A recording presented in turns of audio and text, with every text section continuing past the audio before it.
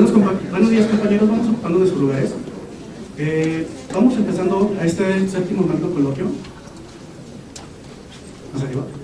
Ok, bueno, muchas gracias por acompañarnos. El día de hoy tenemos una presencia muy especial. Vamos empezando a presentar a la maestra en ciencias, a la maestra Margarita Aguilar, al maestro en ciencias,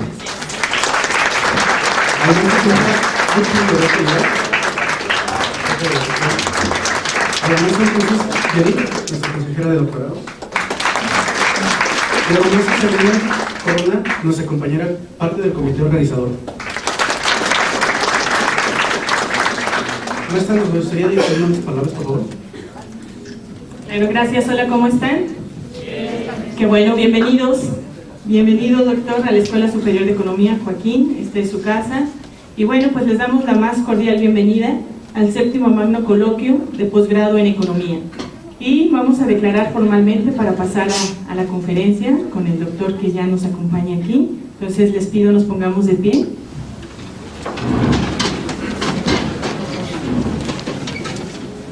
Y siendo las 10:14 horas del día 28 de octubre de 2019, damos formalmente por inaugurado este séptimo coloquio de posgrado en Economía, esperando que tengan mucho éxito y adquieran mucho conocimiento en esta jornada. Muchas gracias.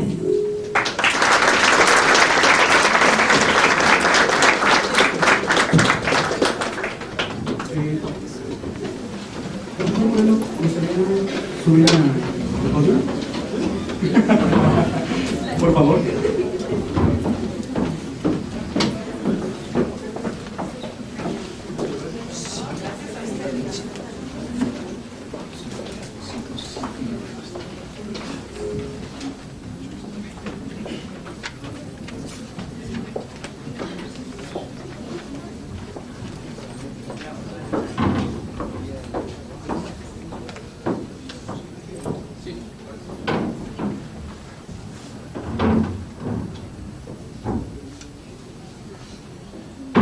Bueno, para inaugurar este coloquio, esta séptima edición, tenemos a alguien muy especial con nosotros, al profesor Juan Carlos Moreno Brit.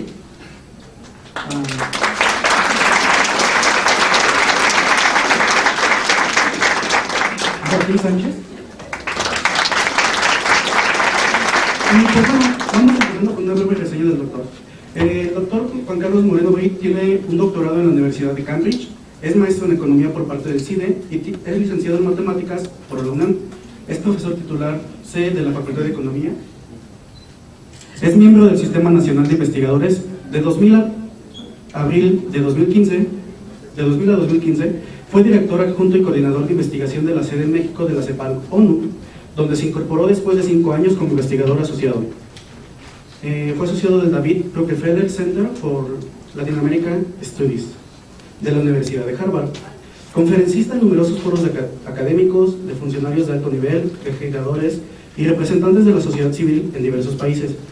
Fue cofundador de la World Economic Association, la segunda mayor organización de economistas a nivel mundial y que hoy cuenta con más de 14.000 afiliados.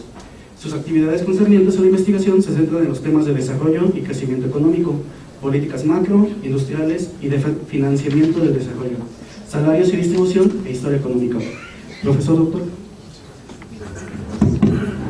Muchísimas gracias por la invitación. Joaquín es mi colega, hicimos esto juntos, yo les tenía que haber avisado, mandado el currículum, profesor, somos colegas. Muchísimas gracias por la invitación. Qué gustazo estar en un lugar que además es dirigido por una mujer, la primera en algunas semanas, ¿verdad? Para no ponerlo así, no, felicidades. Yo creo que el mundo estaría mucho mejor si las mujeres lo dirigieran. Pero esa es mi opinión muy personal. Qué gusto ver caras, que nos están aquí porque el profesor dijo que tenían que venir, pero de todos modos qué gusto verlos. Una cosa que les sugiero y les pido es, acaben su carrera. La globalización no tiene tiempo de ver si son economistas brillantes, la globalización les va pidiendo un papelito. Entonces, ustedes son súper privilegiados de estar en una universidad de gran calidad, es una universidad pública, súper de nivel. Una cosa fue que ustedes llegaron acá por sus méritos, obviamente, tienen que salir de aquí con el maldito papelito. como sea, con calificaciones, con examen, como puedan. Por favor no lo compren porque eso sí no sabe muy bien, pero salgan con el papelito, eso les va a abrir muchas puertas. Si estuvieron aquí 4 años, ¿es 4 años o cuántos semestres? ¿Son 4 años? Y se van sin el papelito, es como si casi no hubieran pasado por acá, salvo que van a tener muchos conocimientos, pero desafortunadamente el mercado neoliberal o no, les va a pedir un día una computadora, va a decir este título y les va a preguntar la fecha, y si no lo ponen, aunque digan es que son buenísimos y pregúntale a no sé quién y todo, tienen que irse de aquí con el papel. Aprovechen eso y le entramos. Nos vamos a dividir la presentación un poco. Déjenme confesar primero una cosa. Toda vez que confieso casi me mato. Yo voté por Morena. Es la primera vez que gano. Nunca había yo atinado. En el fútbol sí, porque voy al Barcelona, ahí es muy fácil. Pero nunca le había atinado yo una elección presidencial. Y nunca había estado tan enojado. Porque es distinto cuando estás enojado con uno que ni votaste, y yo estoy enojado por uno por el que voté. Siento que el país necesita un cambio. Y bueno, las perspectivas, que fue lo que me pidieron hablar, depende mucho de si de veras va a haber un nuevo régimen, si va a haber un nuevo desarrollo. Nuestro presidente, que no era presidente, sí que necesitaba un cambio. Y esta foto me la encontré saliendo de mi casa, un día o en la calle, no me acuerdo. Parece a propósito, pero así se llama. Fletes y mudanzas, sí está mi nombre, pero de casualidad. Y la verdad me dice mucho, porque yo creo que o hay mudanza del régimen o nos vamos a fletar.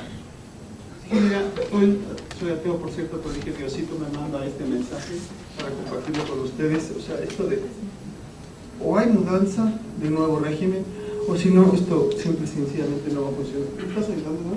¿O yo le hago? ¿Está justo al día? Señor, le apunto, ya la pasan. ¿Ya lo necesito? No, bueno, para el rojo, ¿no? ¿Cuántos economistas se necesitan para pasar una presentación? Seguimos. Ustedes saben lo que es esto, ¿no? Luego me dicen que es, porque yo todavía no entiendo qué es. Seguimos, por favor. Gracias. ¿Qué dice Andrés Manuel? ¿O qué dice la 4T? La verdad, lo que dice es muy bonito. Porque dice primero los pobres. Ahora ya estamos con los cristianos, pero eso lo voy a dejar pasar. Pero primero los pobres. Hay que acabar con la corrupción. Hay que sepultar al neoliberalismo. Me alejo de la bocina. No tengo idea. Bueno, viste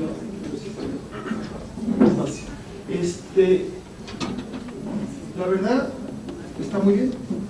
Entonces, primero los pobres, en un país que somos 50% de la población vive en pobreza, o el 80% es vulnerable. El INEGI y el Coneval tienen esa clasificación de carencias o por ingreso o por bienestar. Acabar con la corrupción se me hace estupendo. ¿Por qué es mala la corrupción? Aparte de si les gusta éticamente o no éticamente la corrupción, pero es un tema económico. En realidad mina recursos fiscales, porque desvía recursos en vez de que lleguen al erario, llegan a una persona. Y tiene dos partes de asignación de recursos, que es una lata. Uno es que impide, encarece o baja la calidad de obras que hay que hacer, que son necesarias, y otro es que permite obras innecesarias. Entonces esos son los costos de la corrupción en realidad. El neoliberalismo, bueno, depende, porque el neoliberalismo y el populismo al revés. Si alguien te cae gordo y es de izquierda, le dices que es un populista. Si alguien te cae gordo y es de derecha, le dices que es neoliberal. Son conceptos muy profundos, pero en realidad, si lo tomamos así en la mejor de las intenciones, es reformular la estación Estado-Mercado, la relación esta y el balance capital-trabajo. ¿Pasamos? El problema que tengo con la 4T es que si los qués estoy muy de acuerdo, estamos muy de acuerdo, los cómo son los que ya empiezan a decir, bueno, primero los pobres. ¿Cómo se diseñan los programas sociales y económicos para lograrlo? Eliminación de intermediarios. Ahora Andrés Manuel y su equipo han dicho que hay que hacer las entregas directas, no hay que pasar por las organizaciones civiles.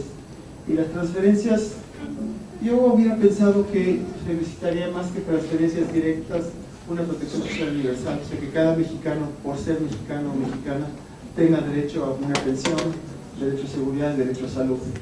Y lo que se ha hecho es, bueno, se quitaron los programas sociales, se pusieron los nuevos, se quitaron las transferencias, se pusieron otras. exactamente cómo está un pobre hoy en día con Andrés Manuel o sin Andrés Manuel. Me refiero con el nuevo gobierno. No queda claro, porque las métricas no las tenemos, se perdieron. Antes uno podía criticar que estaba muy focalizado a los pobres, ahora muchos de estos programas no están focalizados. Tenemos jóvenes construyendo futuro. Aquí en la UNAM, la beca, nuestros chicos que tienen becas, es 1.300 pesos. Si dejaran la escuela, recibirían 3.600 pesos. Y dicen, híjole, ¿qué manera de construir futuro? ¿Cuál es el incentivo en ese sentido? Por otro lado, mi hija, que es muy privilegiada, el profesor universitario, si deja la escuela en la que está, le van a dar 3.600 pesos y va a estar en ese grupo, y le van a dar 3.600 pesos a una chica que es muy privilegiada. Entonces, ¿dónde está exactamente? Andrés Manuel habla de, más que de pobres, a la hora de ver los programas, son grupos marginados. Entonces, ¿qué pasa al final? No queda nada claro. Acabar con la corrupción, diciendo, bueno, acabar con la corrupción del huachicol, por ejemplo. Yo digo, acabar con la corrupción es imposible si no acabas con la impunidad. Pero la corrupción, ¿qué es? Bueno, hay muchos incentivos. Por ejemplo, en donde yo vivo, en su casa, para recoger la basura hay que dar cierto dinero para el árbol de Navidad. Cuando recoges el árbol de Navidad, es corrupción que yo le dé dinero al que recoge, porque no le doy el dinero a recoger el árbol, ¿no? ¿Dónde está la corrupción? No es corrupción. Pero el punto es la impunidad. Del huachicol nos dijeron en el último informe que se redujo los robos en 94%. Las cifras no sé dónde están, pero vamos a creerlo. ¿Conocen a uno que esté en la cárcel por huachicol? O sea, si no atacas la impunidad, es muy difícil acabar con la corrupción. Y yo ahorita, hasta este momento, no veo esa cosa. Y otro punto adicional es que si bien la corrupción hace todo lo que les dije hace rato, dice uno, bueno, la obra pública que se está haciendo, ¿de veras está removiendo obstáculos al desarrollo? El aeropuerto, el tren y la otra cosa, la refinería, por decir algunos. Dice uno, bueno, debería haber un sistema institucional para asignar la inversión pública de cierta manera que cumpla con transparencia, eficacia y eficiencia. Si vemos los porcentajes de cómo se asigna la obra pública, que es por licitación o por asignación por dedo, los porcentajes son igualitos que con Peña Nieto. Si ustedes creen que con Peña Nieto era muy eficiente esa manera de hacerlo, o era muy corrupta, cuando ya estás diciendo es que yo sí asigno bien porque asigno a gente honesta, es muy difícil, ¿no? Había un presidente que decía que nadie aguantaba cañonazos de 10,000 pesos, ahora no sé de cuánto, pero a mí me gustan más las instituciones en términos de asignación de obra, pero bueno, le seguimos. Por cierto, una cantidad de programas programas de transferencias se hacen con programas que no tienen reglas de operación. Reglas de operación es un concepto técnico, un concepto legal. Si no tienen eso es muy difícil evaluarlos. Hay una serie de temas de que sí estamos contra la corrupción, pero a la hora de ahora, ¿qué vamos a hacer? Es como cuando, si les gusta el fútbol, queremos llegar al quinto partido del mundial. Sí, vamos a echarle ganas. Y exactamente qué hacemos no son sexenios, son cada cuatrienio. Si hacemos lo mismo, seguimos sin llegar al cuarto partido, por más que le echemos el gordo, pues está claro. Ahora, dice Diario que estamos enfrentando al neoliberalismo. Si vamos política por política, el discurso no podía ser más antineoliberal de lo que hemos vivido y ahora más que todo lo que está pasando en Chile, etcétera, etcétera.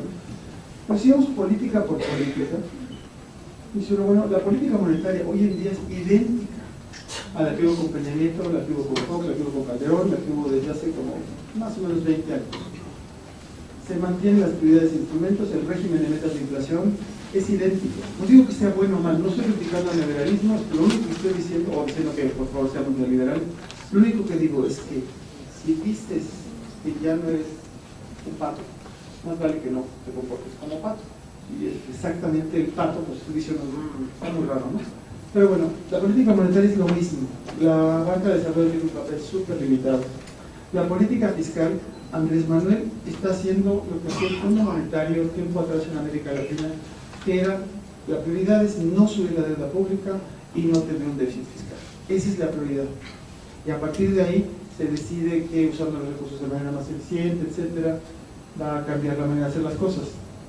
Él dijo que superávit primario, el superávit, si no han visto finanzas públicas, hay déficit y superávit. Superávit es tú ganas y gastas. Si ganas más de lo que gastas, tienes un superávit. Si es al revés, tienes un déficit. El superávit primario es cuando le quitas el pago de intereses, porque tú puedes tener un déficit, pero resulta que estás pagando intereses por deuda que contrajo un gobierno anterior, no es realmente culpa tuya. Pero Andrés Manuel está poniendo, Andrés Manuel es el gobierno, ¿no? Poniendo esta meta de superávit primario por 6 años. Eso nunca lo habíamos visto. O sea, que ponerlo como meta independientemente de cómo esté la economía. Otro adicional muy importante es que el instrumento más significativo que tenemos para reducir la desigualdad en el mundo es la política fiscal. Hay una cosa que se llaman los coeficientes de Gini, es un X coeficiente, si es muy alto es muy desigual, si es muy bajo es muy igualitario. Si calculamos esos coeficientes para Europa y América Latina y los mezclamos y se los ponemos aquí, es imposible que ustedes sepan cuál es un país europeo y cuál es un país latinoamericano. O sea, la economía como tal, el aparato productivo genera desigualdades brutas. Pero cuando pasamos esos indicadores por la función de impuestos, todas las pelotitas de Europa se caen, porque los impuestos sirven para hacer sociedades más igualitarias. Entonces, Andrés Manuel, por la concepción de querer tener esta historia que es súper neoliberal, en ese sentido, neoliberal en el sentido, eso es lo que dijeron los neoliberales. Los neoliberales tenían la idea de que si el gobierno interviene está mal, si hace deuda pública está mal, porque tiene inflación, es exactamente lo mismo. Entonces Andrés Manuel, por lo tanto, dijo que los primeros 3 años no va a haber reforma fiscal, entonces el mayor instrumento es como si tuvieras a Cristiano Ronaldo y no lo dejas jugar, y no le voy a Madrid. Entonces genera así un súper jugadorazo, que es la política fiscal, y no la vas a poner por principio de ser dentro de 3 años, etc. La política comercial, Andrés Manuel mismo dijo, no se va a pelear con Estados Unidos. Mandaron incluso cuando estaba todavía Peña Nieto en funciones a Jesús Seade a apoyar el equipo, y estamos en que el TLCAN y el TMEC y estamos rezando que todos los días se firmen. La política industrial, hace poco Graciela Márquez, que quiero muchísimo, publicaron un decálogo, no queda claro todavía qué está detrás de ahí, pero si ustedes lo ven, no hay muchas cosas muy distintas a lo que se hizo anteriormente. La política salarial, aquí sí, esto es impresionante, ahí sí ha habido un cambio enorme. El salario mínimo ya está colocado en la senda de recuperación, cosa que por cierto empezó en los últimos meses del gobierno de Peña Nieto. Hay una reforma fiscal, una reforma laboral impresionante que por cierto también empezó en las negociaciones del TPP, el Tratado Transpacífico, pero eso sí se está haciendo. O sea, en la parte laboral, esa relación Estado-Mercado sí cambió, eso sí ahí dices, bueno, aquí sí estamos hablando de algo que es no neoliberal. Y la política social son transferencias. Y en vez de transferencias a través de organizaciones civiles, es directamente. Milton Friedman, el mero del neoliberalismo, dijo que las transferencias tenían que ser así, porque Friedman no dice el pueblo bueno, Friedman dice el ciudadano. Friedman dice el ciudadano sabe cómo mejor gastar su dinero. ¿Quién es el Estado para decirle al ciudadano que meta a su niño en esta papel escuela?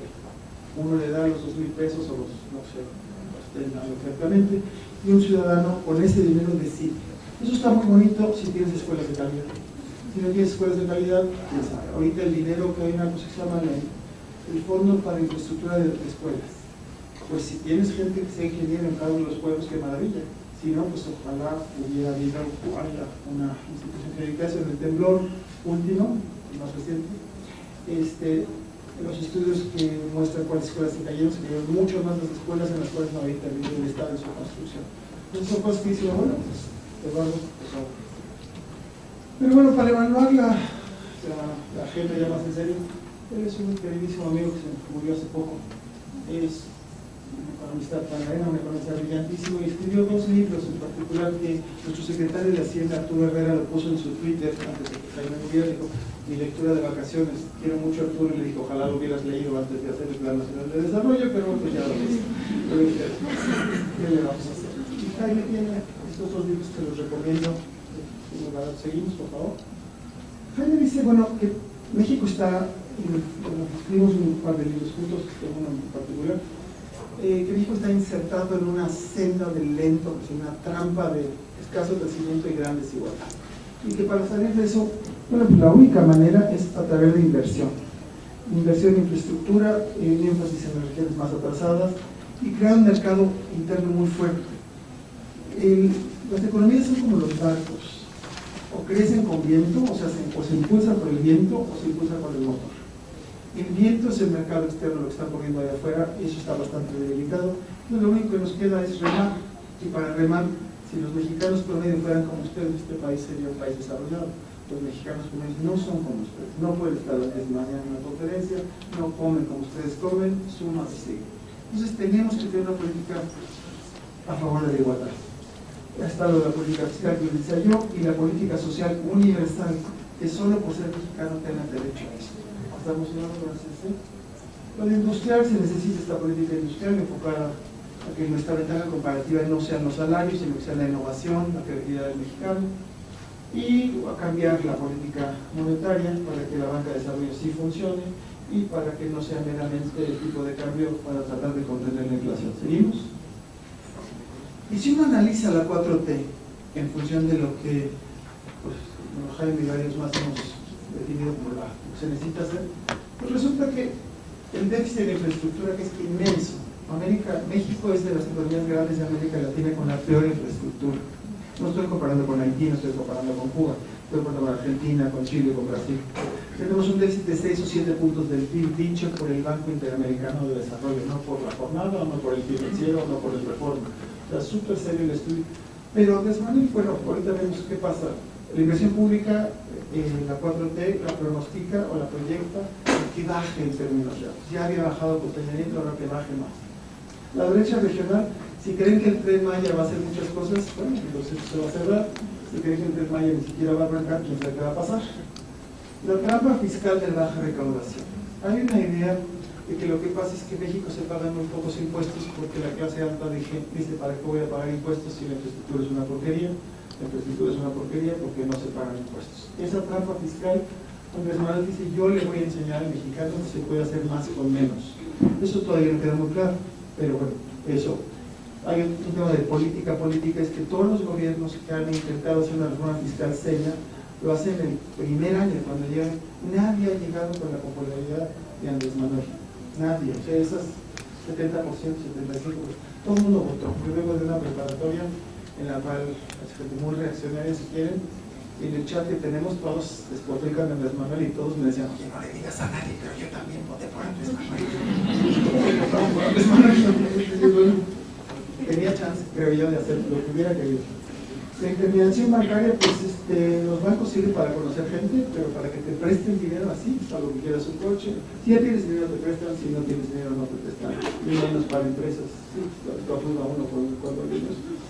Esto no existe, esto tampoco, esto sí. Esto, si no atacan la desigualdad, no va a haber crecimiento. Lo que les decía hace ratito, no, esto, pues todo sigue igual. Es lo mismo. Es lo que pasa de repente, la 4T avanza y no sabes por qué. Y juro que no me arrepiento, o sea, no estoy arrepentido. O sea, creo que era el mejor candidato y lo que me duele mucho es una oportunidad perdida, pero no estoy diciendo que México lleva años creciendo bien poquito. Esta es el poquito, miren cómo andamos. En criterios generales de política económica, se suponía que el PIB real iba a crecer al 2 y ahora está estancado.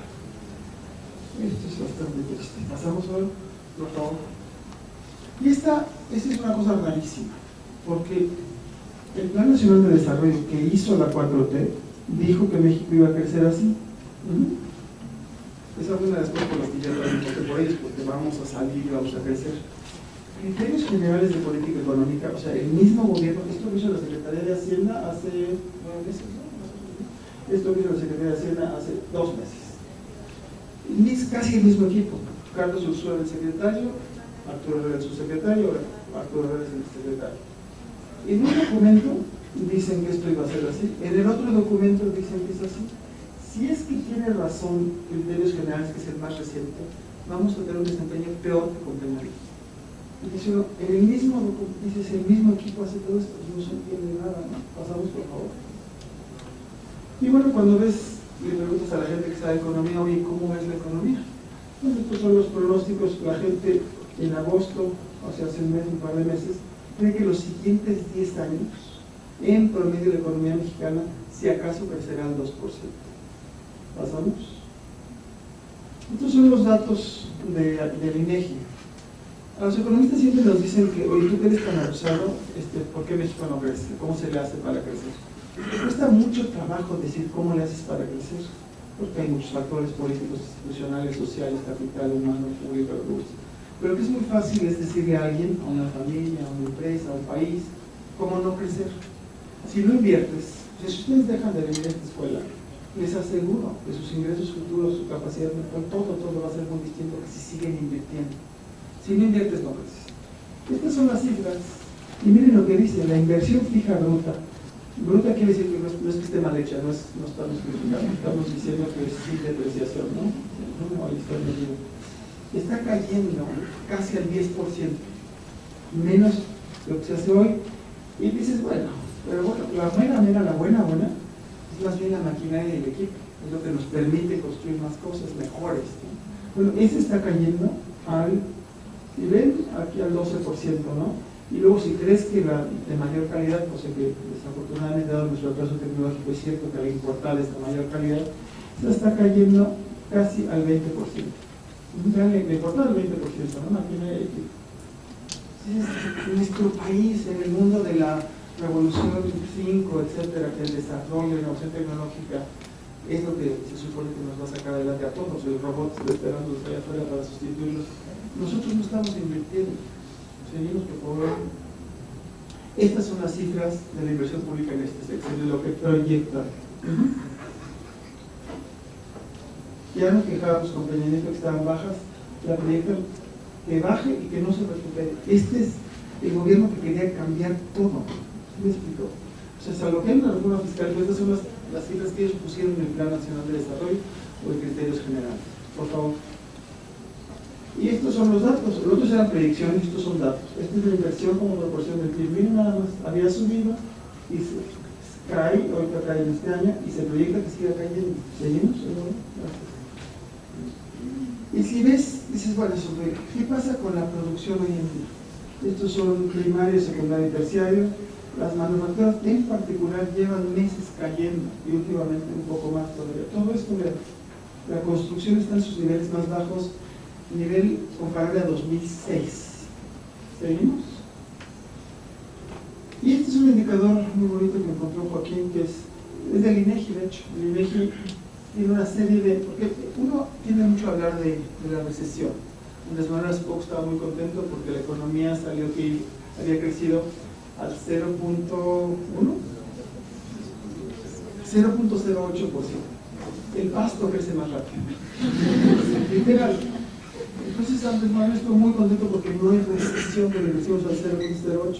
Mira cuando en tus cuadros de Excel para macro tienes que trabajar centésimas, y es tan poco complicado, ¿no? México tiene que crecer al 5%, 5 de entero, ¿no? No al 0.005. La economía está estancada, eso es lo que tenemos. Pero no solo es en el PIB, cuando vemos inversión, actividad industrial, ingresos asegurados, desocupación, todo esto que está en rojo, si estuviera en verde, es que está bien la cosa. Esto está en rojo, quiere decir que una tendencia mala, estamos ni siquiera creciendo, cayendo por debajo de lo que es esa tendencia. Pues en ese panorama ahora les paso una voz más de milenia, que es la de Joaquín. ¿Me sigues ayudando? Eso es México hoy. Bueno, esta es información que viene del análisis cíclico que hace INEGI. Lo que estamos viendo son, digamos, tenemos colores verde, amarillo, naranja, rojo. Lo que estamos viendo es que se enciende el alto y no los estamos pasando, ¿no? Vamos a ver. Bueno, antes de eso, aquí tenemos una serie de indicadores: actividad económica, actividad industrial, ingresos asegurados en el IMSS. Vemos que todos los colores se están poniendo rojos: confianza empresarial y confianza del consumidor. Y bueno, estos son los medios en los últimos meses.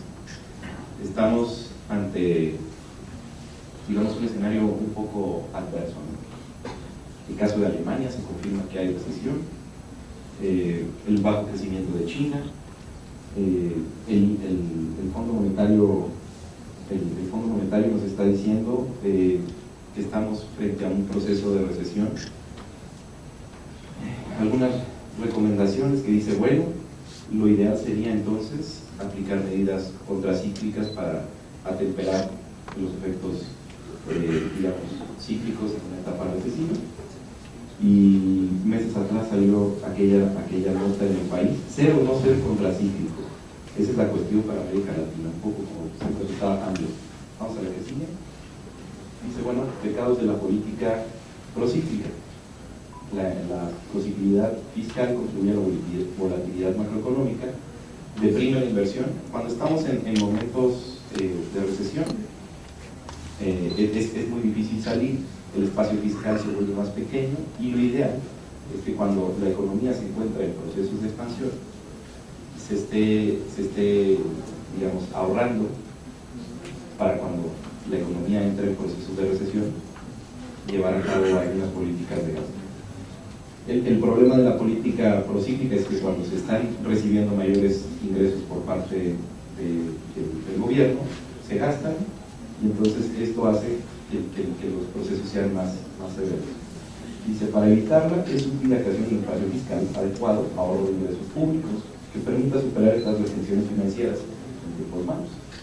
La generación del espacio fiscal disminuye los efectos adversos y la posibilidad de cambios repentinos en el sentimiento de los inversionistas. No debe continuar la política de superávit fiscal. Llueve otra. La actual es política procíclica, agudiza la desaceleración.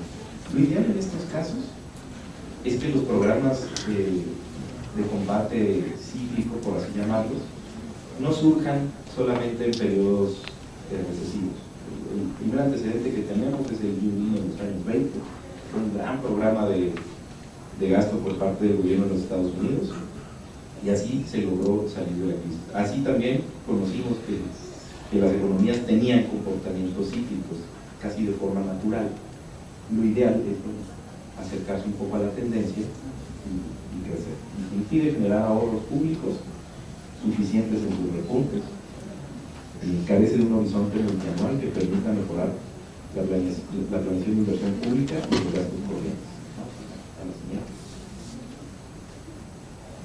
Apoyamos la idea de una nueva regla fiscal. Actualmente, en los criterios generales de política económica para 2020, la Secretaría de Hacienda abre esta discusión y dice, bueno, sería bueno que tuviéramos una modificación de la regla fiscal. La actual regla fiscal permite, digamos, ahorros, pero nunca habla de cómo se encuentra la actividad económica en ese momento. Es decir, si vamos a ahorrar cuando estamos en proceso de expansión y gastar en procesos recesivos. Eso no está, eso se está planteando. Pasamos al que sigue. Se está planteando también, bueno, lo de crear un fondo contracíclico. Ya hay una serie de fondos, el Fondo Mexicano del Petróleo, el Fondo de Estabilización, pero no tiene como tal este enfoque. Se habla también de cláusulas de escape que contemplen un rango bien definido de factores, que se diga claramente cuándo se aplican, y la introducción de un consejo fiscal asesor. Actualmente en el proceso pues participa la Secretaría de Hacienda, que estructura la propuesta de presupuesto, la propuesta de ley de ingresos, pasa al Congreso y el Congreso aprueba o rechaza, ¿no? Pero no hay un consejo fiscal asesor. Lo ideal es que se encuentre, digamos, dependiente de la Cámara de Diputados o del Senado, y digan con información técnica qué modificaciones se le pudieran hacer al paquete económico, qué proyectos de inversión apoyar, etc. No hay, está el Centro de Estudios de las Finanzas Públicas, pero digamos, ese expertise técnico no se encuentra si lo comparamos, por ejemplo, con la Comisión de Presupuesto del Congreso de los Estados Unidos, o si hablamos de un consejo asesor en otro país. Bueno, la cosa es que se dé, que tenga cierta independencia y cierta capacidad técnica. Vamos a ver si cedo la palabra. Déjenme insistir un poco de la lata de la política procíclica, o de esta cosa que tiene Andrés Manuel del superávit. Cuando las economías crecen, recaudan muchos impuestos. Si tú tienes en tu regla fiscal de que no puedes tener más que un balance cero, Si recaudas mucho, pues tienes que gastar mucho. Y bueno, pues gran inversión privada y además el gobierno le gasta y le mete más. ¿Qué pasa al revés? Cuando las economías no crecen, están creciendo muy poquito, los impuestos no están siendo recaudados a esa velocidad porque no hay suficientes negocios. Pero entonces cuando tú tienes esta regla de que no puedes estar en déficit, pues te entra menos dinero por impuestos y ¿qué haces? Pues recortas gasto. Si recortas gasto, corres a la gente, se pierden empleos, se pierden salarios, se pierden ingresos. ¿Qué le va a pasar a los impuestos? ¿Van a subir la recaudación? No, ¿verdad? Al contrario, va a seguir cayendo. Entonces, el gobierno, en vez de ayudar a que salga la economía de este bache, lo que hace es profundizar el bache. La famosa frase de que lo que hay que hacer es apretarse el cinturón, suena muy bien cuando eres una familia, cuando es todo el país en una situación en la cual ahorita no estamos exportando mucho y decir que el gobierno se apriete más el cinturón y despida a la gente, lo único que hace es profundizar esta situación. Keynes decía, mira, aunque sea que hagan hoyos y tapen los hoyos, paguen a la gente por hacer hoyos y paguen a la gente por taparlos. Pero el chiste es que el gobierno ayude a que haya más capacidad de gasto. Esto no se está haciendo. Y ahora la 4T tiene un problema con la aritmética porque es una identidad de cuentas nacionales. La inversión se tiene que fijar. Esto es inversión como proporción del ingreso. La inversión como proporción del ingreso o se financia con ahorro privado, ese se sobre Y, el ahorro público son lo que le entra de dinero al gobierno menos lo que gasta, T menos G, o el ahorro externo. No tengo ninguna preferencia, o sí la tengo, pero no importa. ¿Qué determina qué? Si la inversión determina el ahorro o el ahorro determina la inversión. Eso es toda una discusión muy profunda. Esto es una identidad. Si quieres, determina esto, determina esto, me da igual. Pero lo que sí es cierto, en términos contables, es que la inversión tiene que estar financiada o por ahorro privado, o ahorro público, o ahorro externo. Ahora, Andrés Manuel, o la 4T dice que van a hacer, que hay que crecer. Eso lo dijo antes, ahora ya dice que no hay que crecer, pero vamos a suponer que hay que crecer. La idea era que México necesita crecer como al 4% anual. ¿Se acuerdan cuando les puse el Plan Nacional de Desarrollo? Ahí decía, bueno, para crecer a eso necesitamos subir, estas son proporciones del PIB, necesitamos subir 3 puntos, por lo menos este cociente. Entonces tendríamos que subirlo 3 puntitos más o menos para que esté lo otro. Ahora, por otra parte, el ahorro, los ricos ahorran más que los pobres. Así, pues tienen mucho más dinero, pero sobre todo cuando eres muy pobre, ahorrar es un lujo. Tienes que comer, tienes que vestirte, tienes que mandar a los hijos a la escuela, el transporte y vete a saber si puedes pagar por alguna cosa más. Si hacemos una política de distribución de veras de primero a los pobres, ¿qué le va a pasar al ahorro como proporción del ingreso? No digo en montos. Si le das más dinero a los pobres relativo a los ricos, ¿qué le va a pasar al coeficiente de ahorro? ¿Sube o baja? Tendrá que bajar, ¿no? Porque los pobres ahorran menos, van a tener más proporción del ingreso. Este sube y este baja. Vamos a suponer que baja en un puntito. Ahora, Andrés Manuel, si bien ha dicho que gracias al combate a la corrupción se pueden ahorrar muchos puntos del PIB, los estudios dicen que se necesitan como 6 puntos del PIB para poder cumplir con las metas sociales, con las metas de infraestructura del actual gobierno. Supongamos que la campaña anticorrupción es muy buena y logra 3 puntos. 3 ya son muchos, Pues faltarían todavía 3. ¿Pasamos? Nuestra aritmética lo que dice es que si quieres crecer, esto tiene que subir en 3 puntos del PIB. El ahorro se va a caer en un punto, si es que vamos a hacer una política igualitaria. Si Andrés Manuel, sin hacer reforma fiscal, es decir, si la T no se mueve para nada, él dijo, yo les prometo que no más impuestos, les prometo, todo eso lo ha dicho. O sea, T es constante, pero el gasto va a subir en 3 puntitos, es decir, este cociente, si este sube, pues se vuelve negativo, ¿no? ¿Sí? Entonces, si sumamos todo, nos queda, este sube 3, este se cae 1, este se cae 3, y esto es el ahorro externo, que en términos de economía se llama la balanza de pagos. Vamos a despejar esta incógnita. Entonces, este va para acá, este va para acá, y te quedan 7 puntos. Entonces, sin reforma fiscal, quiere decir que México necesita 7 puntos de ahorro externo para financiar toda esta balanza. Quiere decir que nuestra balanza comercial se deteriora en 7 puntos del PIB.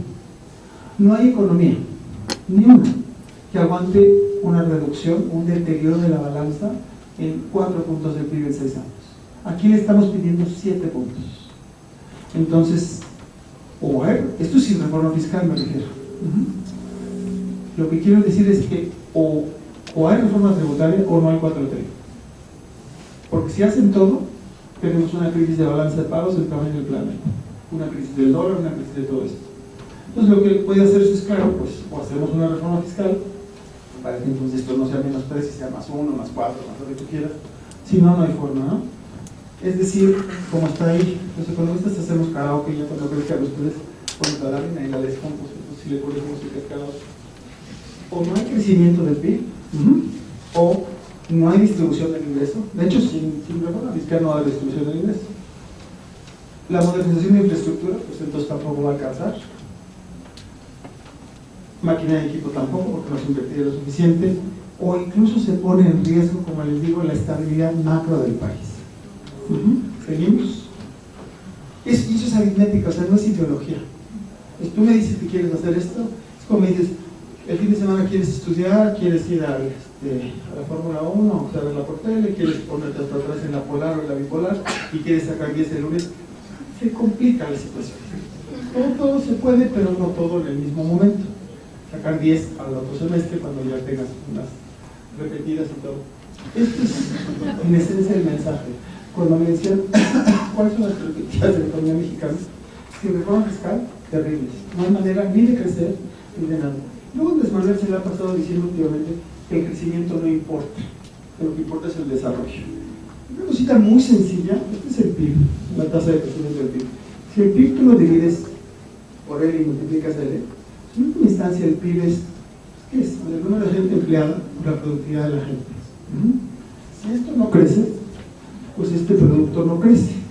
Es decir, o no hay empleos suficientes, o van a ser de una productividad que te va a dar pavor cuando quieras platicar a tus primos del otro lado del río. El crecimiento es central para el desarrollo. No es condición suficiente, pero es condición necesaria. En un país en el cual tenemos una cantidad de rezagos, para que ustedes encuentren trabajo sin crecimiento, no hay manera. Esto es muy grave. Pasamos, y creo que hasta ahí. O sea, el reto, la verdad, es que se habla mucho ahora en la izquierda o en la derecha, no sé qué es la izquierda y la derecha, que se necesita un doble mandato del Banco de México, que porque el Banco de México tiene el mandato solamente de la inflación. Hay una ignorancia sublime, porque si te metes a Banco de México, su primer pantallazo dice, nuestro objetivo prioritario es la inflación, dice mantener el poder adquisitivo de la moneda, pero dice prioritario. Si te metes a las reglas del Banco de México, no es el único. Inclusive su manera de controlar la inflación es viendo qué le pasa a la actividad productiva. Pero donde sí urge un doble mandato es en la Secretaría de Hacienda. La Secretaría de Hacienda, gracias ahorita a la política que ha estado, la verdad es Andrés Manuel, el que dice que no puede haber reforma fiscal, no puede haber deuda, no puede haber déficit. Entonces lo que está diciendo es, está poniendo a la Secretaría de Hacienda, pues en esencia, a controlar la inflación, a controlar la estabilidad, pero no el desarrollo. Lo que nosotros pedimos es que haya el doble mandato pues en la Secretaría de Hacienda, o más mejor, como dicen, en el Palacio Nacional. Va 3 veces por lo menos, si no es que más, pero 3 en público que Andrés Manuel le corrige la plana al secretario Herrera. Cuando habló de la tenencia, cuando habló de la edad de retiro y cuando habló que 2 bocas se podría hacer, pero después. Y ya no me acuerdo cuál es más. Entonces Andrés Manuel tiene esto y dice que si no alcanza, pues vamos a recortar más, vamos a pasar de la austeridad republicana a la austeridad franciscana, a la no sé qué. La austeridad nunca ha sido solución nacional y no tiene por qué serlo ahora. En ese sentido, lo que uno pide es eso, y que ojalá en el Senado se empiece a trabajar en serio por una reforma fiscal. Ahorita tenemos el gran reto, como les contó Joaquín, que allá afuera el mundo se está poniendo muy feo. Entonces, urge una política fiscal contracíclica. Sería una gran oportunidad para que Hacienda, estoy seguro que Hacienda está trabajando en ello, pero Andrés Manuel no lo ha querido, pues, ni publicitar, ni aprobar, ni nada. En Criterios Generales de Política Económica, que es el documento más importante de economía, Hacienda mete 15 páginas de lo que sería la reforma para tener una política contracíclica. Pero el secretario mismo dice, bueno, pero mejor no la pusimos. Políticamente dices, oye, Es ahorita cuando hay un chance, y somos optimistas, es que Andrés Manuel, cuando vea lo que está pasando allá afuera, que diga que en aras del bienestar del pueblo, que se necesita un sacrificio y vamos a hacer una política, una reforma fiscal con todas las cosas que habíamos puesto que vienen de Hacienda para que sí existan esos mecanismos. Cuando ustedes van al doctor, hay dos tipos de medicina: la medicina preventiva y la otra, y la de emergencia. La de emergencia es la más cara, porque la emergencia sea cuando te dolió y vas en última instancia hasta similares, ¿no? Que dicen no es lo mismo pero es igual, pero bueno, vas con el primer doctor que se pueda y la enfermedad ya subió muchísimo. La preventiva es al contrario, ¿no? Te haces los dientes, no sé qué, toda la medicina preventiva es la más barata que existe en el mundo. Es lo mismo con la política fiscal contracíclica. Si la planeas desde antes, dices, bueno, ¿a quién le podría afectar más un choque externo adverso? Pues a tales regiones, ¿qué proyectos son los que no deberíamos de interrumpir? América Latina se caracteriza porque sus ciclos a la baja le pegan a la inversión mucho más que en Asia. Tardamos mucho más en recuperar la inversión de lo que se perdió en ese momento. Tardamos también mucho más, el PIB se recupera y los indicadores de pobreza tardan mucho más en recuperarse. Entonces ahorita será un gran momento, y yo quiero creer que Hacienda lo está haciendo, para que si se pone muy fea la cosa, sí salga ese programa de contracíclico. Lo que hay que hacer es trabajar mucho con los legisladores y trabajar, si ustedes conocen, que conozcan de manera y que lo escuchen, etcétera, pero hacer mucha presión de que esto, la austeridad, no es una manera de hacer absolutamente nada, salvo a nivel individual. Pero a nivel nacional, la política pública no puede estar con criterios morales en ese sentido sin saber la economía mínima de aritmética que se necesita. Y creo que ahí ya pasamos a las gracias, ¿no? Una, dos, tres. Sí, muchas gracias.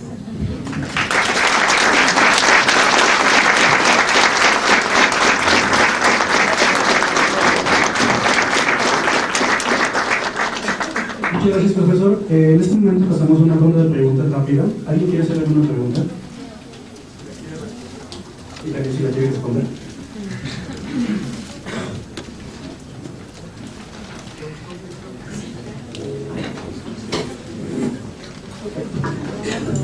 Bueno, primero que nada, doctor, por haber venido aquí a la Escuela Superior de Economía, a la sección de posgrados, es un honor. Y bueno, igual son dos preguntitas que tengo. Por ejemplo, ahorita habló sobre que se necesita una reforma fiscal precisamente para que pueda existir o pueda prevalecer la cuarta transformación, ¿no?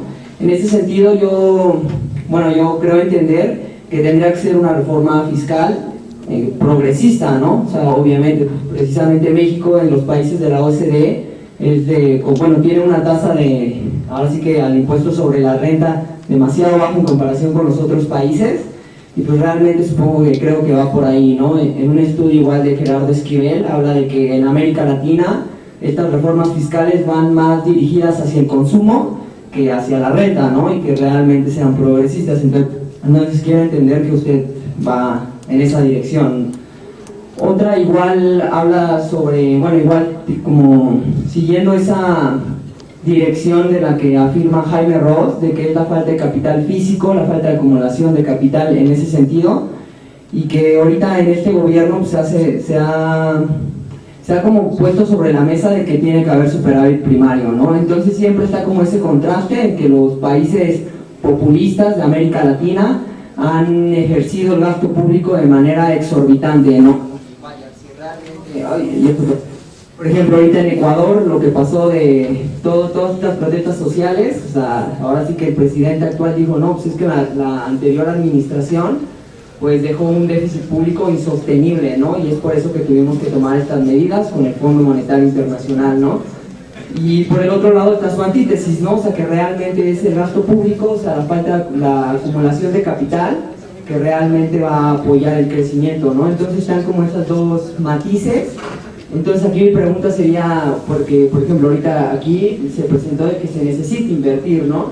Entonces, ¿hasta qué punto es sostenible ese gasto público? O sea, ¿hasta qué punto puede llegar o puede ser así, pues, ahora sí que suelto y que se gaste precisamente para promover el crecimiento, ¿no? O sea, ¿hasta qué punto es sostenible ese gasto público y esa acumulación de capital? Entonces, esas serían mis dos preguntas. ¿Cómo te llamas? Héctor.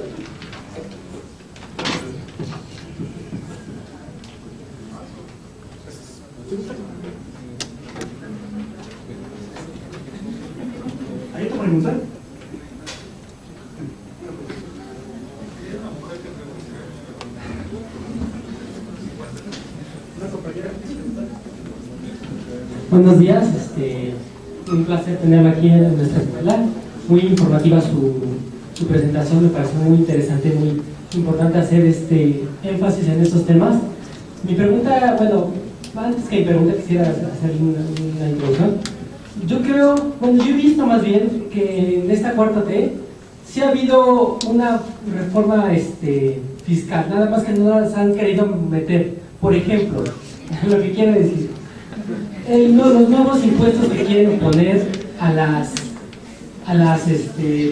aplicaciones como Netflix, como Amazon, como Uber Eats, todas esas son nuevos impuestos, quieran o no verlo la gente como diciendo que es que se IVA y ese ya existía. No, sí son nuevos impuestos porque se van a cobrar, va a ser nuevas recaudaciones. Aparte, las transferencias, para hacer estas transferencias se quiere hacer de forma directa, se tienen que haber cuentas.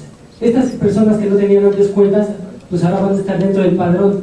Creo que ahora, al estar dentro de un padrón, te hace tener que pagar impuestos. ¿Por qué? Porque ahora ya estás en el sistema. Entonces, yo creo que por ahí se nos trata de decir que, bueno, se nos trata de enmascarar más bien esta nueva recaudación. Entonces, yo creo, mi pregunta es, ¿no usted piensa que así es esta nueva recaudación de impuestos? ¿Hay una compañera que pueda o que quiera hacer alguna pregunta? Compañera. Compañera con A.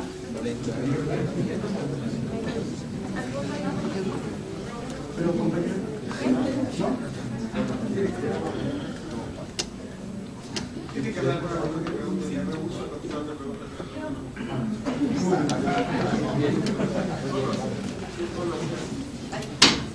Hola, soy Daniela Pedraza y mi pregunta es esta. ¿Será posible que el sector público obtenga un superávit primario en este año por primera vez desde 2008?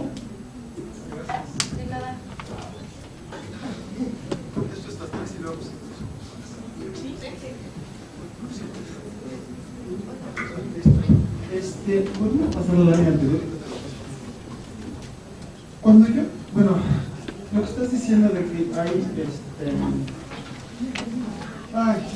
hay cositas que se quieren hacer o se dicen, lo que pongo acá o ponemos acá, dice, los cambios fiscales marginales, se dice una reforma fiscal profunda en la línea que había mencionado Héctor, una reforma que no solo es que recaude más, que recaude mejor y que gaste mejor.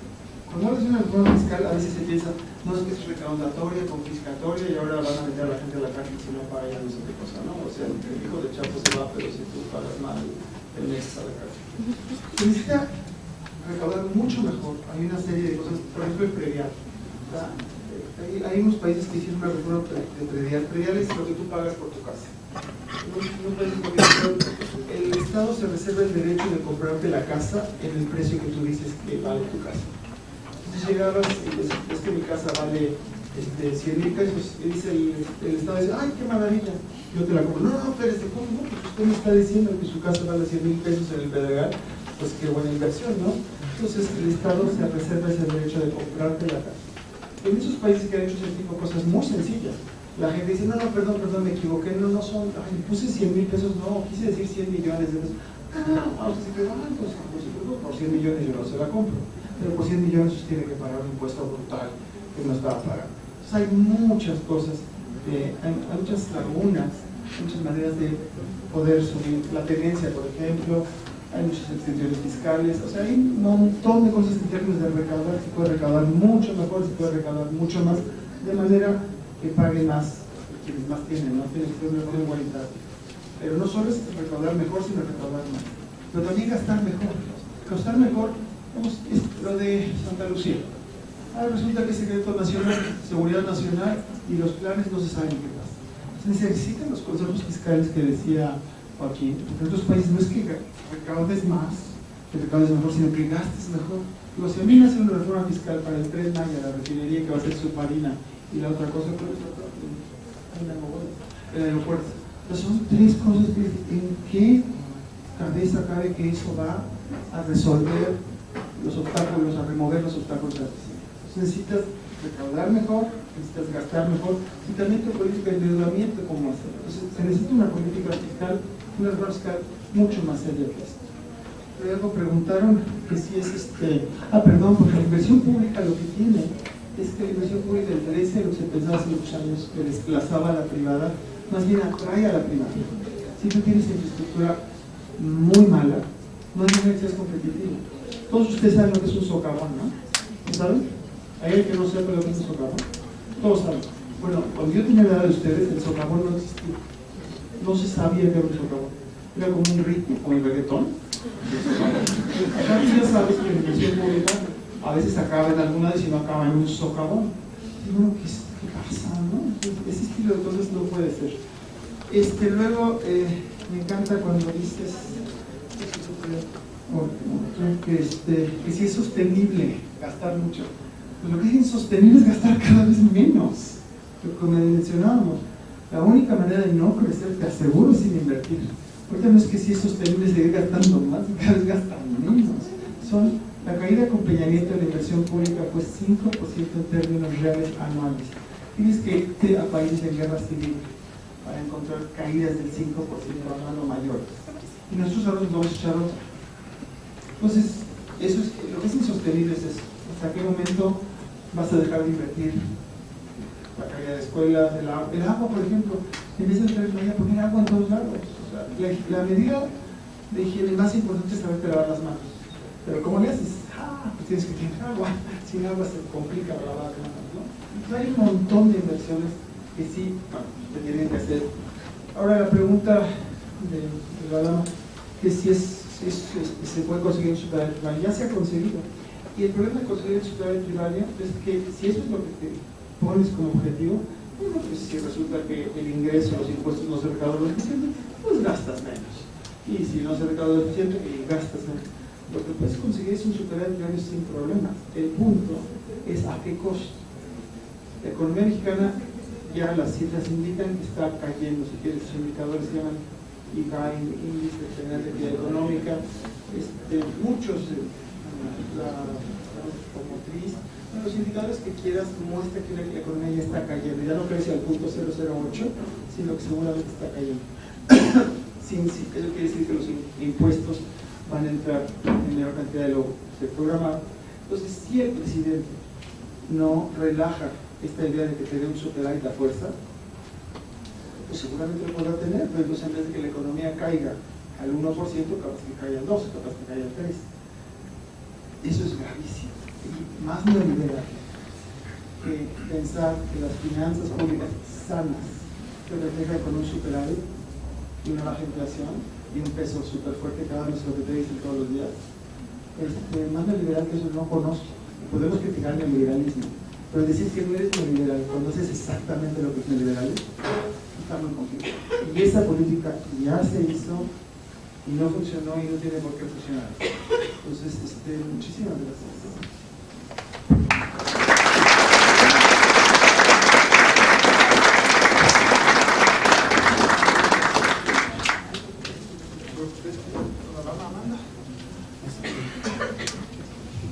Ok, la última ronda. Ya tenemos dos personas que nos van a hacer una pregunta. Una dama que nos quiere hacer una pregunta.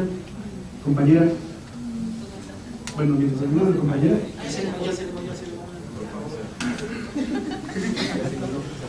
No la dejen salir. Bueno, esto es más una petición de su opinión. Considerando que mencionó el Tren Maya, desde mi punto de vista no se han realizado los estudios suficientes ni siquiera para el nuevo aeropuerto en cuanto a impacto ambiental.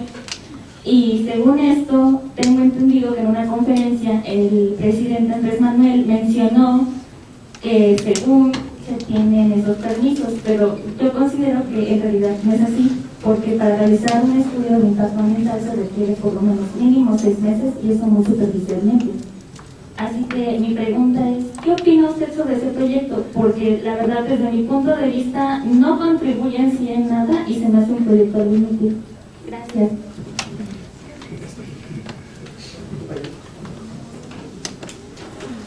Profesor, muy buenos días. Agradecerle que haya venido. Y voy a ser concreto, es una pregunta un poco más política que económica. Y bueno, partiendo de la premisa de que nuestro presidente en la mañana nos dice una cosa, en la tarde refuta a nuestro secretario de Hacienda, y en la noche dice otra cosa y el otro día otras cosas completamente diferentes, le quisiera preguntar, que aparte a los académicos como que no les hace mucho caso, ¿realmente sí cree que se pueda llegar a una política fiscal como usted la propone? Primero, y en el segundo de los casos, ¿cuál sería su perspectiva a final de sexenio si se lleva a cabo esta política fiscal y si no se llega a hacer? Porque al final de cuentas creo que nuestro presidente está partiendo de, pues, sin no recaudar más impuestos con tal de tener una clientela, pues, popular y, pues, como no afectar tanto a las familias más pobres. Entonces, pues le agradezco y Manolo está muy feliz de que usted esté aquí.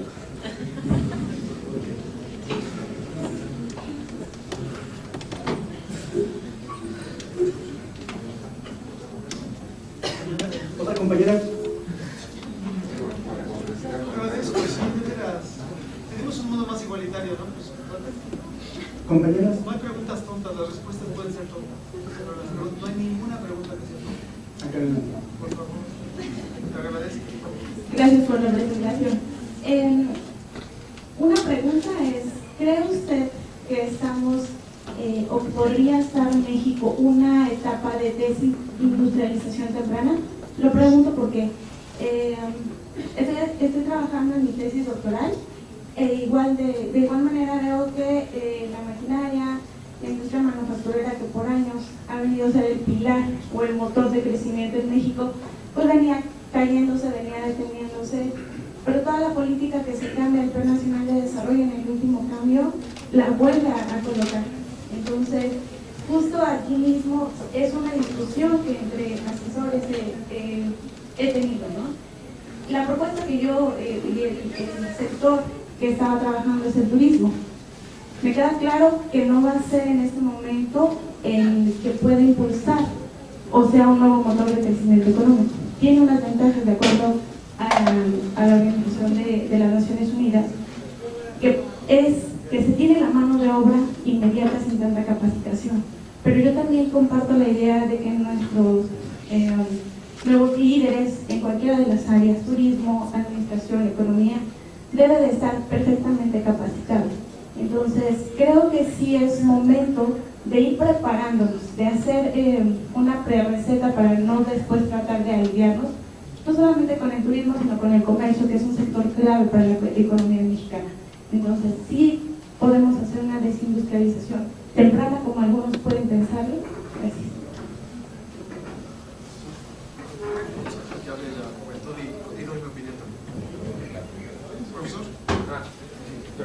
Muchas gracias por la exposición que acaban de hacer.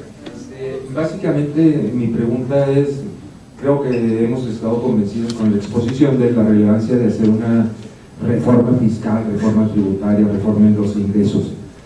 Pero son dos pequeñas preguntitas. ¿Cuál sería el énfasis que ustedes pondrían en orientar hacia gravar la riqueza, gravar el ingreso o gravar el consumo?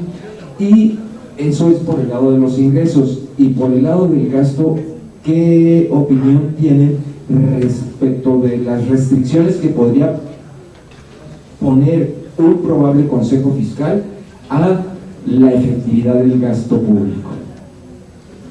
Gracias.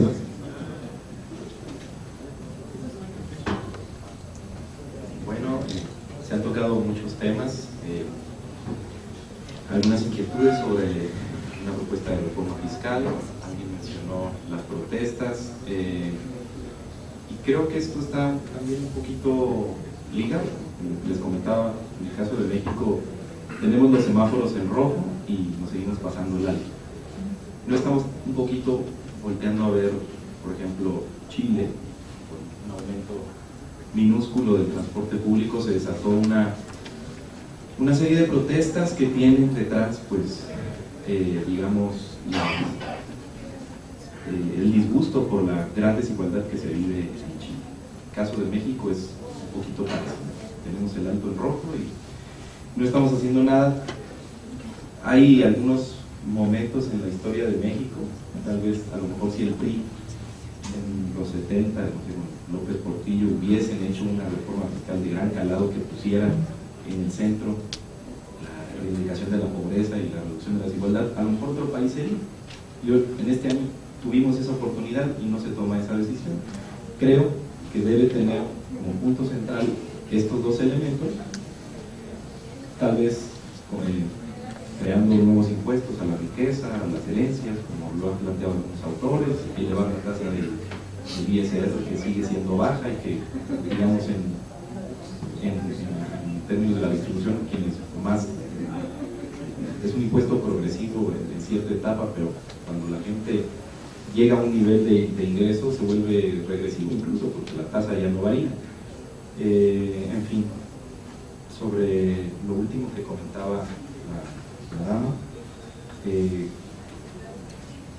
sí tenemos un grave problema, no tenemos una política industrial definida. La Secretaría de Economía, contrario al sexenio pasado, tiene un recorte presupuestal que no le permite un margen de manejo como quisiéramos esperar. Es, digamos, una industria que genera muy poco valor agregado, que está muy ligada al sector externo, y esto impide pues que el país crezca y se siga desarrollando. No estamos viendo, digamos, ninguna acción que pudiera mejorar en este caso. En el caso del turismo es todavía peor porque desaparecieron algunas instancias que promovían el turismo. En el caso de ProMéxico, la Secretaría de Turismo tiene cada vez más dinero. Y otra cuestión que se añade es los problemas de inseguridad. Sucede un hecho catastrófico y la Embajada de Estados Unidos dice no viajen a México. Bueno, pues son básicamente los turistas que más dejan dinero y que más frecuencia tienen al país, ¿no? Entonces ahí tenemos grandes problemas que se nos juntan. Bueno, le doy la palabra a Juan Carlos. Muchas gracias por las preguntas. Las dos preguntas de las mujeres, la ventaja que tenía es que ellas mismas contestaron la pregunta, entonces pero era maravilla. Mira, la fe mueve montañas, así que capaz que se mueve la montaña que está ahí en Santa Lucía. A mí se me hace muy poco serio que los amparos, uno, yo creo en la ley.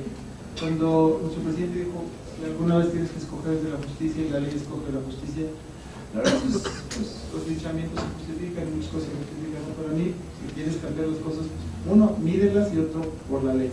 Los amparos eran legales, había que tratar con los amparos de manera legal. Declarar esto situación de seguridad nacional, entonces en la cual toda la parte legal que tú mencionabas, estudios ambientales, inclusive hay una cosa que tienen que tener los aeropuertos, que es un cierto tipo de permiso de las autoridades internacionales, que parece que ni eso existe. Entonces, bueno, pues, ni idea qué va a pasar con Andalucía. Lo mejor es que no arranque. No tengo ni idea. El Tren Maya, la misma historia, la refinería de donde está, si sube 10 centímetros el mar, creo que es la primera refinería submarina que va a estar padre de la visitar, ¿no? No tengo ni idea. Entro a la parte del Consejo Fiscal. Un Consejo Fiscal, ahí hay varias, bueno, hay muchas maneras de los consejos fiscales, ¿no? Y la manera en la que nosotros lo recomendamos es muy en la línea, no de que sea la ciudadanía privada o ONGs o eso, sino que sea un consejo fiscal que dependa del legislativo. Ahorita hay dos grupos de estudio en cada cámara. Uno es el CES, el Estudio de las Finanzas Públicas, que depende de la Cámara de Diputados, y el otro que es el Centro Elizabeth Domínguez, que depende de la de Senadores. Esos son centros de pensamiento muy importantes, pero se manejan de repente políticamente. El presupuesto en alguna administración era, si quieren, 10 millones, de los cuales 7 se los llevaba el presidente para lo que quisiera, y otros 3 para los estudios técnicos. Cuando estaban a uno, me acercaron en la otra cámara, el Centro de Estudios de las Finanzas Públicas, pidieron una asesoría y dijimos que sí, con mucho gusto, por ser para la cámara. Y entonces, sí, no, es para la cámara, no es para el partido. En particular, fuimos a comer, le de la comida, y cuando llegas a los postres, sobre todo después de los postres, nos dicen, oye, que les quede claro, somos priistas. Híjole, cuando el centro de ese pensamiento de asesoría es en función del partido, esa no es la idea. La idea es tenerlos como en otros países que dependen del legislativo, y no es que tengan capacidad de veto total, sino que siempre los gobiernos, estas cosas de las dos tendencias de crecimiento, es más posible que la Secretaría de Hacienda tenga 2 tendencias de crecimiento. De hecho, tiene 2 paquetes económicos, si te fijas en criterios generales, y 2 planes de desarrollo, uno en causa, uno en verso. Es una cosa, entonces, lo que seguramente el Consejo Fiscal hubiera dicho que la refinería era inviable, que no está. Andrés Manuel mismo dijo que iba a contratar invitar a la licitación a las 4 compañías más importantes en el mundo que hacen refinerías. Llegaron de esas 4, una se bajó y quedaron 3. Las 3 dijeron que la refinería no se puede hacer por los 8.000 millones de dólares que decía Andrés Manuel y no se puede hacer en 3 años. Por lo cual, ¿qué fue lo que dijo Andrés Manuel? Dijo que el ejército la va a hacer. Pues primero él dice que trae a los 3 super wow de refinerías, no le gusta, y el ejército no puede. O sea, es un ejército que puede construir refinerías, puede construir aeropuertos, y no puede, porque no puede, ¿no? ¿Dónde está? Y ahí voy a esa cosa, la pregunta sobre de la reforma fiscal, es decir, grabar riqueza, grabar ingreso, grabar consumo. Al final es un poco de todo. Y el tema, yo creo que en última instancia es menos técnico, porque tenemos una cantidad de la OECD ha ayudado, gente del CIDE, o sea, hay por lo menos 3 o 4 reformas fiscales ahí, aquí, el CIEP. El punto es quererla hacer, y quererla hacer siempre, digo, no solo desde el punto de vista de cómo captas más, sino para qué lo quieres. Gente de los que comentan ahora, dicen se necesitan más recursos para la seguridad. Es muy bonito que celebremos el Día de Muertos de la manera tan festiva que lo celebramos, pero en un país en que se mueren. ¿Cuántos hablamos de cifra ahorita? Son más de 100 diarios, ¿no? Se matan, no se mueren. El ejército le está recortando. Yo creo que había todo un clima muy favorable para hacer una reforma fiscal hacia un sistema de protección social universal y a una seguridad en el sentido de la seguridad de la vida, ¿no? Entonces yo creo que tiene que tener el paquete completo. Pero sí, obviamente hay unas cosas que son más regresivo, menos progresivo, si vas a consumo, riqueza, etcétera. Pero yo creo que sería todo un paquete completo de para el cual sí se puede hacer avanzar. Y lo malo es que mientras más pasa el tiempo, pues ahorita tuviste al gobierno pidiendo perdón por lo de las factureras. El sector privado, pues ahora es el valentón, ¿no? También dice, oye, pues no me hiciste la reforma fiscal antes. Después de todo lo que estás haciendo ahora, se vuelve un problema más que técnico, es un problema político. Ahí tendría que tomarse una decisión hasta que no veo que si se puede llegar, yo lo digo con la otra pregunta, si se puede llegar por la reforma fiscal. Yo creo que se va a tener que hacer esta reforma fiscal. El punto va a ser si se hace de emergencia o se hace planeada. Porque con poner aritmética, si o claudica la 4T en algunas de sus metas de crecimiento, de redistribución, o la otra de bienestar social, o no hay manera. Entonces, este sexenio les aseguro que vamos a hacer una reforma fiscal profunda, y en cierto sentido ya comenzó con estas cositas, pero eso es insuficiente, porque no está tocando la parte de gasto, no está tocando la parte del programa. Muchísimas gracias, es un gran honor para nosotros estar aquí, estar invitados a estar con ustedes. Ojalá nos inviten más seguido, y felicidades de la ahora.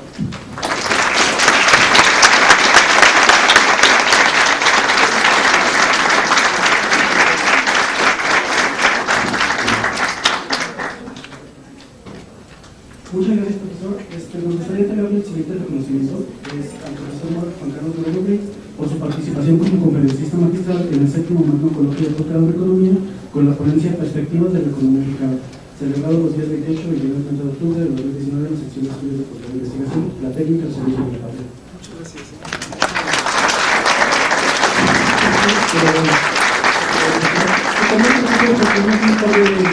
gracias.